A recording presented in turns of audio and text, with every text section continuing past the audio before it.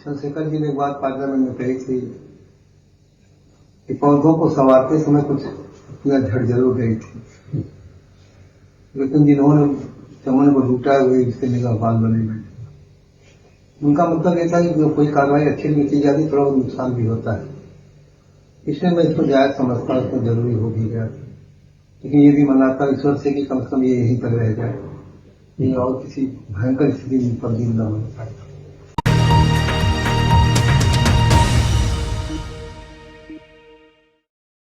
नमस्कार, आदाब। मैं हूं आबिद नकवी। आज हमारे साथ एक ऐसे मेहमान हैं जिनको खासतौर से जो ये 30-40 साल से पहले के जो राजनीति से जुड़े हुए लोग हैं मुंबई में, वो बड़े आसानी से पहचानते होंगे। मुंबई की राजनीति में खासतौर सोशलिस्ट जो है, समाजवादी विचारधारा की राजनीति में आपका बहुत बड़ा नाम है।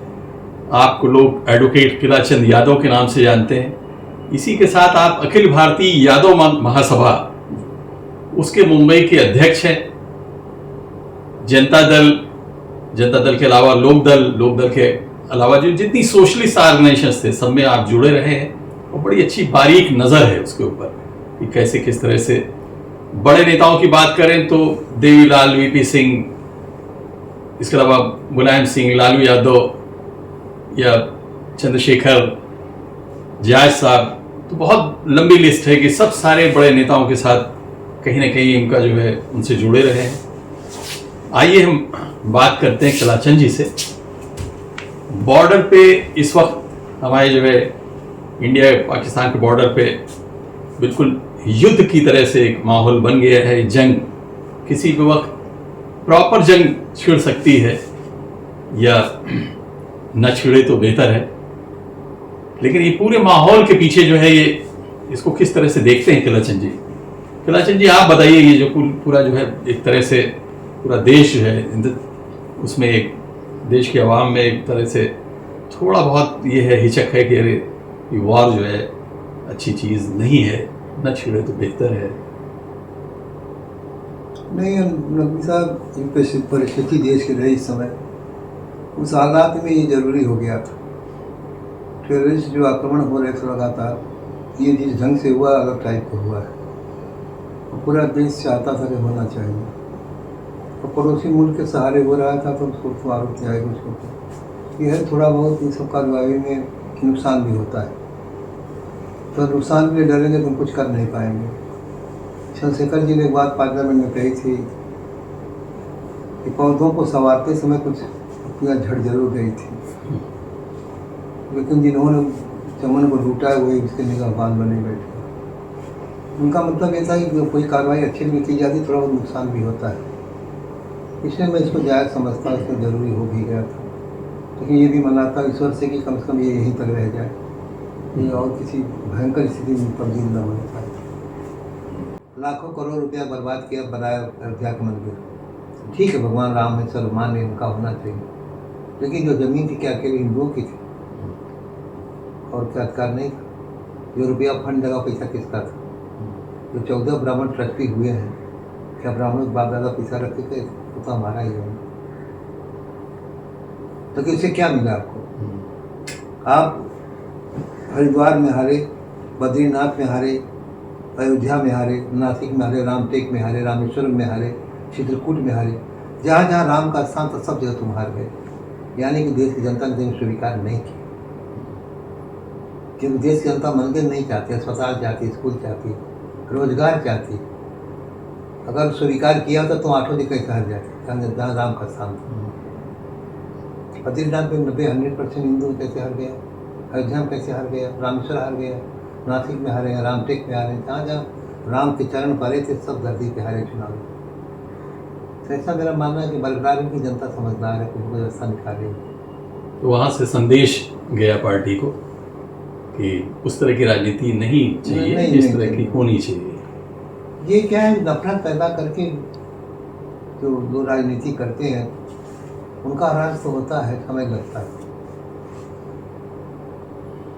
ये बहुत गलत चीज़ हो रहा है देश के अंदर। अब वही वहाँ स्विमिंग पूल में जाता हूँ तो वहाँ पर सब जैन लोग हैं, गुजराती हैं, यहाँ के बिहार है, लोग बदनाम करते हैं। मैंने कहा अच्छा मुझे बताओ, हाजी मस्तान, करीम लाला, दाऊद इब्राहिम, अरुण गौरी, पप्पू कालानी, भाई ठाकुर, ये कौन थे? बिहार से आए हैं। यशोक पटेल बिहार के थे, नीरव मोदी बिहार का ड्यूटी चला गया, हर्षद मेहता बिहार का था, ललित मोदी बिहार के थे, चौकसी बिहार का था, कौन था? विजय माल्या बिहार का था। अरे वो कहा बिहार की धरती से बुद्ध भगवान आए थे, बिहार की धरती से बहादुर स्वामी का जन्म हुआ, बिहार की धरती से गुरु गोविंद सिंह का जन्म हुआ, बिहार में चाणक्य पैदा हुआ, भारत का प्रथम राष्ट्रपति बिहार से पैदा हुआ। किस बिहार की बात करते हैं? तो ये जो बातें फैला के रखा है लोगों ने, परसेप्शंस बनाते किसी के बारे में किसी तरह से, वो भी सच्चाई पर आधारित न हो। नहीं होना, जानते हो ना आप। ये बताइए भाई, कई बार कहता हूँ कि औरंगजेब की कब्र खोदो, उसने लोगों को मुसलमान बनाया।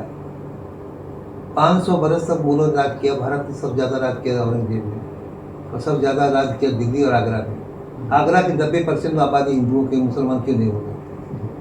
दिल्ली की आबादी 95% हिंदुओं के, मुसलमान क्यों नहीं हो गए? कभी भी कोई मुगल ने, किसी मुसलमान ने शासन कश्मीर में नहीं किया, सब हिंदू राजा थे। 90% आबादी मुसलमानों की वहाँ पर है, वो नहीं। निजाम हैदराबाद में कितने मुसलमान थे? आबादी हिंदुओं की थे, राजा मुसलमान। कश्मीर पे आबादी मुसलमानों की, राजा हिंदू। तो ऐसी परंपरा से हम लोग आए। 600 बरस तक उन्होंने राज किया, कभी नहीं किसी ने कहा कि हमारा धर्म संकट में। 70 बरस तक कांग्रेस ने राज किया तो धर्म संकट में नहीं था। 200 साल तक अंग्रेज भारत में राज किया तो धर्म संकट में नहीं था। 15 साल से मोदी आगे धर्म संकट में पड़ गया। ये कौन सी कहानी है भाई? क्यों जहर फैला रहे हो? अंग्रेजों भारत छोड़ो, भारत से जाओ, क्यों छोड़ो? कहा के बाहरी थे। कभी मुगलों के प्रति आवाज आई थी मुगल छोड़ो भारत? नहीं आई कभी? कभी नहीं, बिल्कुल इतिहास में नहीं मिलता। नहीं, कैसे आएगी जब वो थे या यहाँ से? कैसे भारत छोड़ना होता था? अंग्रेजों हमने कहा ना भारत छोड़ो, हटाओ। इसलिए तो हमारे नहीं थे कि मुगल हमारे न होते तो कभी आवाज़ आई कोई हिस्ट्री में 600 बरस के इतिहास में कि मुगलों को भारत से निकालो, तो हटाओ? कभी नहीं है। ये षड्यंत्र करते रहते हैं। मगर ये है कि गजब का देश है, एक बड़ी ताकत है हिंदू मुसलमानों में कि ऊपर चाहे कुछ भी करें, नीचे तो हम एक है।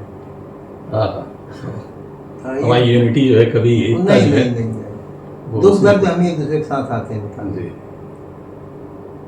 तो ये परंपरा जो है यहाँ के ब्लड में, यहाँ के उसमें है कि नहीं कम्युनल हार्मनी, सांप्रदायिक सद्भाव, राष्ट्रीय एकता जो है। नहीं, सारी दुनिया में इतनी बड़ी आबादी हमारी क्यों है? इसीलिए कि कुदरत ने हमको बहुत कुछ बख्शा है। इतना सुंदर मौसम हमारे पास दुनिया में किसी के पास नहीं है। भरपूर गर्मी पड़ती, भरपूर बरसात होती, भरपूर ठंडा होता है। विश्व में कहीं सिर्फ 12 महीना ठंडी, कहीं 12 महीना बरसात, 12 महीना। जितनी जमीन हमारे पास फर्टाइल दुनिया में किसी के पास नहीं है। जितना अनाज हम पैदा करते दुनिया में कोई मुल्क पैदा नहीं करता है। जितनी नदियों को पानी हमारे पास है, ब्रह्मपुत्रा से लेकर गंगा, जमुना, कृष्णा, कावेरी, नर्मदा, ताप्ती, महानंदा, सैकड़ों नदी जहाज बिछा हुआ है। इतना मीठा पानी भरा है देश के अंदर। इन दुर्व्यवस्था के नाते हम परेशान हैं। जो गंगा जमुना किनारे बसा है, सुबह मुँह धोने पानी नहीं पाता है। पानी कमी थोड़ी, व्यवस्था कमी है। यहाँ का आबादी बढ़ने के कारण अनाज है। ये झूठ बोलते हैं लोग, आबादी बढ़ी नहीं है। आज़ादी के समय भारत की आबादी 40 करोड़ थी, इसमें 120 करोड़ है। 140 से 120, 3 गुना बढ़ी है। पूरे विश्व की आबादी 300 करोड़ थी, इसमें 850 करोड़ है। तो उसी रेशो में तो पूरा विश्व बढ़ा ना। तो भाई हम 10 से 10 के 15 ही होंगे, तुम 100 से 200 नहीं होगे। रेशो तो देखिए आप। बिल्कुल सही। तो आबादी मसला नहीं है, मसला इनके कर्म है, व्यवस्था का मामला है पूरा। भाई 80 करोड़ को अनाज बांट रहे हैं। विश्व में किसी ने पूछा प्रेस वाले ने कि जिस देश के 80 कोटी लोग अपने वक्त 2 की रोटी नहीं कमा सकते, सरकार खिलाती है, वो देश तरक्की कैसे कर रहा है? नहीं समझ आता। एक तरह आदाब भरे देश बहुत आगे जा रहा है और लोग भीख मांग के खा रहे हैं, अनाज सरकार दे रही है। आश्चर्य की बात है, कैसे कहाँ कुछ बोल देते हैं।